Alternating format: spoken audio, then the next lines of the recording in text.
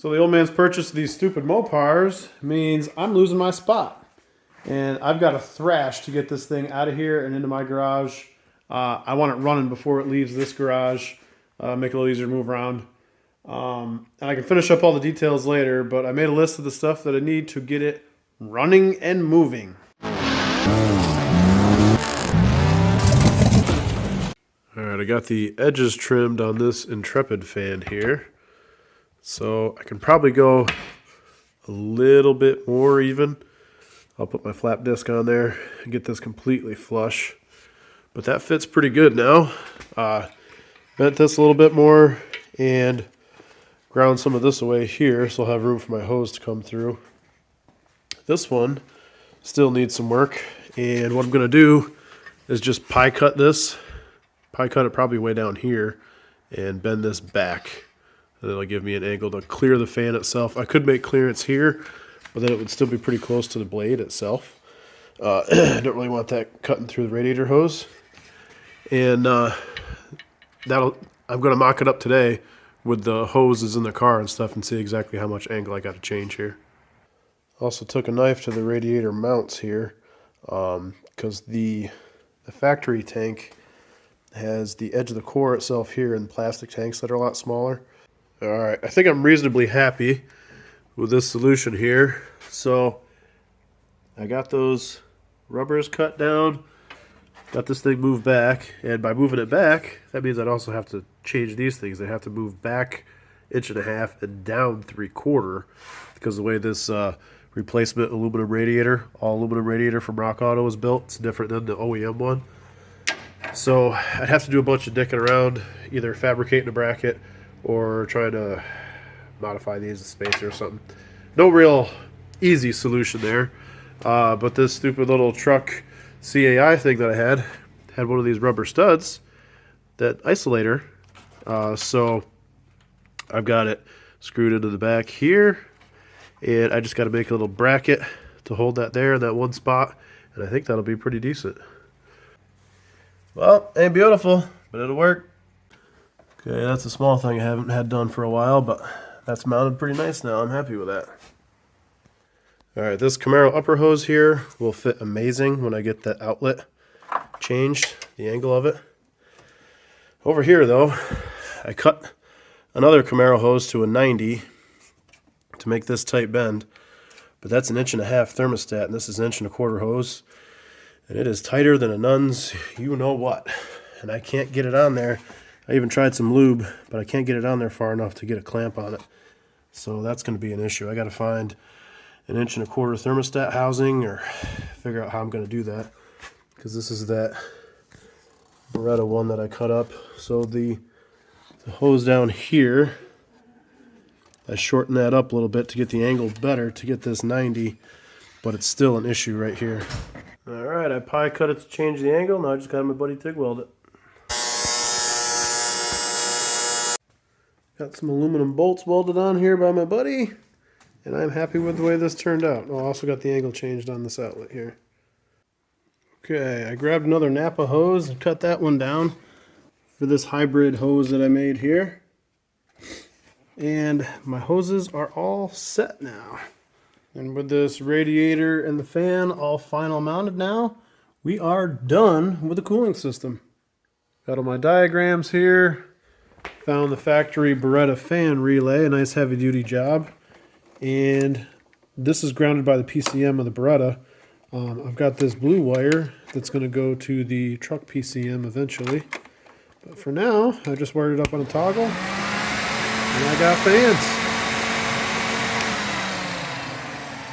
This connector for the Intrepid fan itself is S949. Alright, so this is just about where I want ride height to be. Picked up these little jacks here so I could get my torque arm bushing actually in here. This has been kind of hanging out not quite right for quite a while. And my angle for the bushing and everything.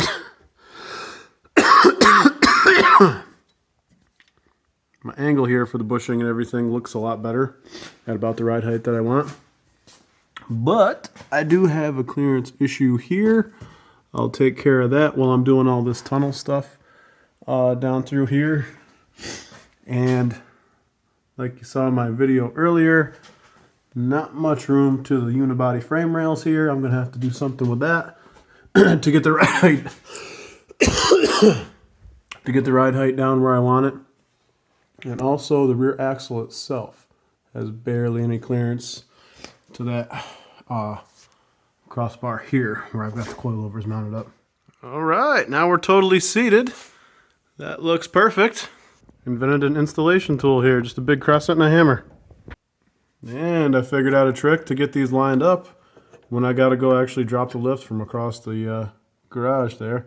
Just throw a zip tie through it, that gets it close, and I'll be good here in just a sec.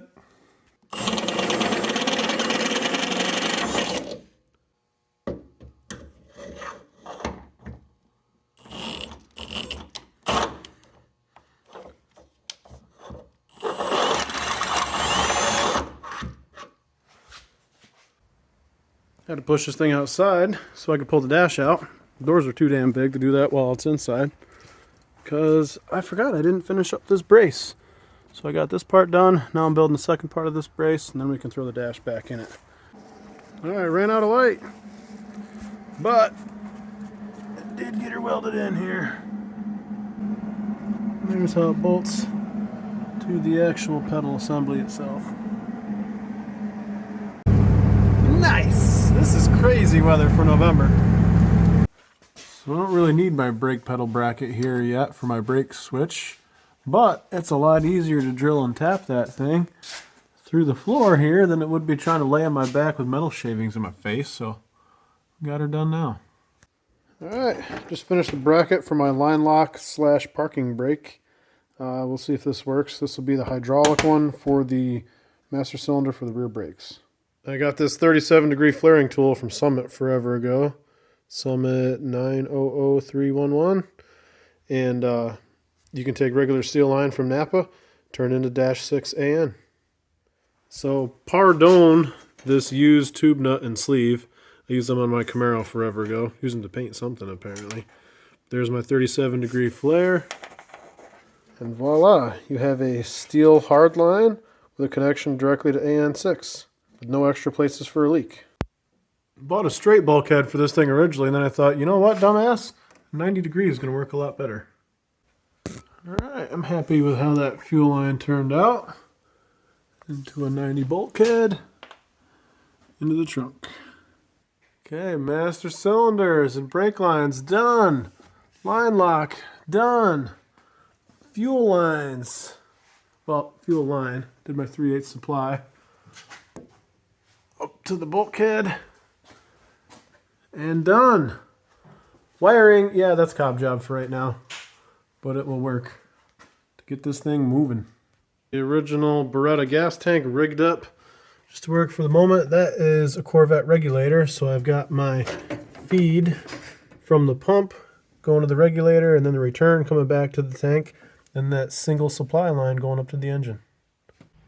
All right, amazingly, this regular Beretta throttle cable actually works after I did a little bit of grinding here. Works with the throttle body. The problem is it comes out pretty straight because it used to come to a throttle body over here for the front wheel drive stuff. So I got my slide hammer with a nut on the front and back side, and it should go back in this direction a little bit more too to match up with my pedal better, because I moved the pedal over like 3 inches to make room for the trans tunnel. So I'm hoping I can just bend that steel a little bit this way. Seems to be working.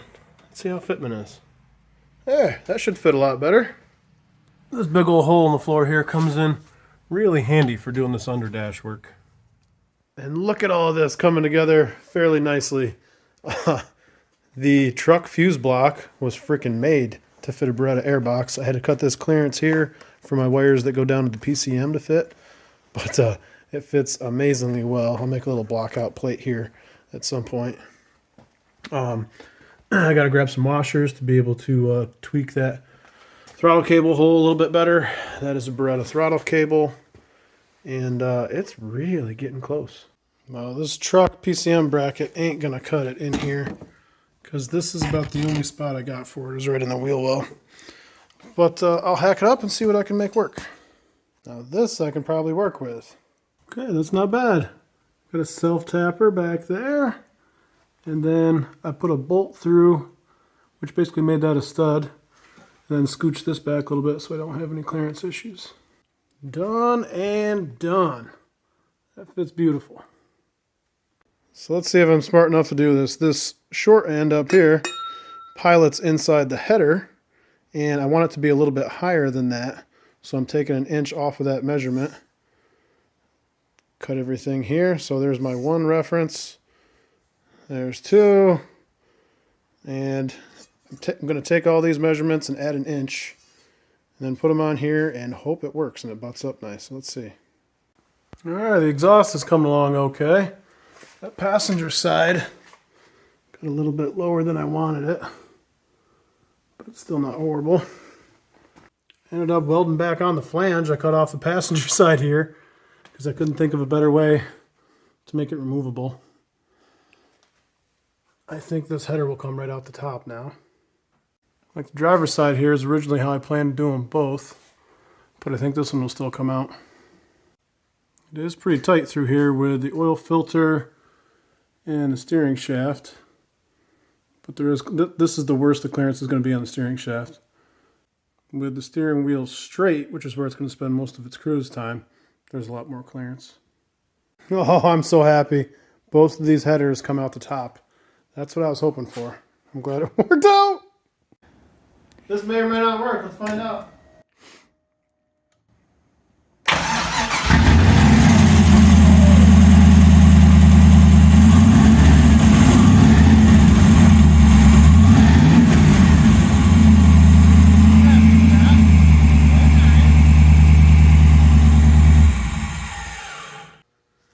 All right, a little sketchy.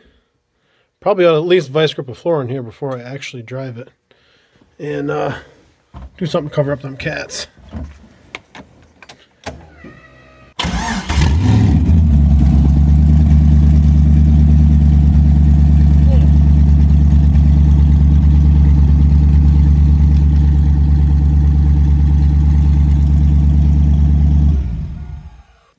Well, looks like I still got to bleed the clutch. Super psyched this thing is finally running. Now a lot of it came together pretty nice. Now there's some sloppy stuff going on to make this happen for the moment. There is my key on switch and my fuel pump wire here, which is sketchy going through the non-existing floor. That stuff I will clean up, obviously. Still no floor at the moment. Running some converters. What I'm going to do is put like one of those moving blankets over top of the trans, fold it over a few times, lay that floor piece down in here, vice grip it to the angle iron that I've got on the floor there like I did before. And that's going to be my makeshift floor for the moment. I already showed the sketchy fuel system. I put the stock filler neck on right now. It'll be good enough for burnouts. So here's the first thing I found that's going to be a pain in the dick. I got to actually pull the alternator off to add power steering fluid. I just tried bleeding it without actually running the engine. We'll see how that goes. Next time I run it and stuff, I'll probably do the same thing, check it, and see what the level ends up. But everything has been working so smooth. I knew there had to be something that would be kind of an ass ache.